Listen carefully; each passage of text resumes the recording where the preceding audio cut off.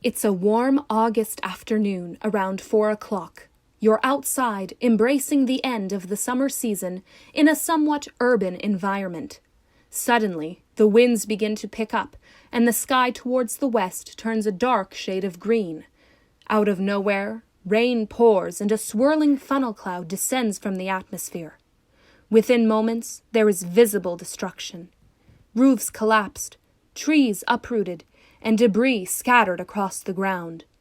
Teams of humanitarian workers flood the streets, bringing endless supplies of food, temporary shelters, counseling services, and overall relief.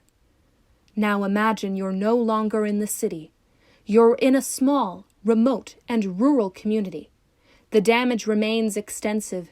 However, there is no immediate action, no immediate aid. You are also indigenous. Time passes, and soon your community begins to physically rebuild. But where does one go after this traumatic experience to rebuild mentally? For Canadians affected by natural disasters, accessibility and knowledge of mental health support resources are limited. Indigenous communities, specifically in the prairie provinces, need catered mental health counseling initiatives to reduce negative consequences of illness, substance abuse, and even death.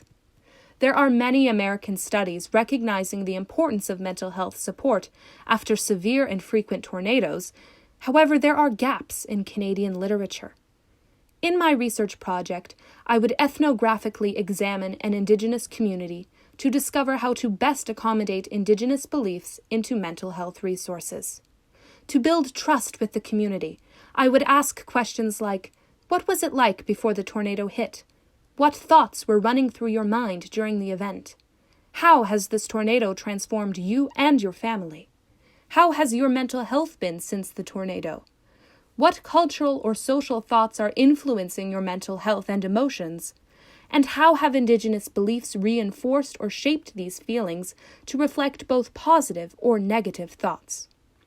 Indigenous issues are often overlooked, and I want to help shed light on their needs and cultural values.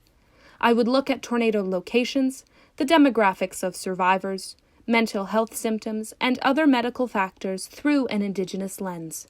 I would also focus on the government of Saskatchewan and their lack of Indigenous-based and tornado-based mental health resources.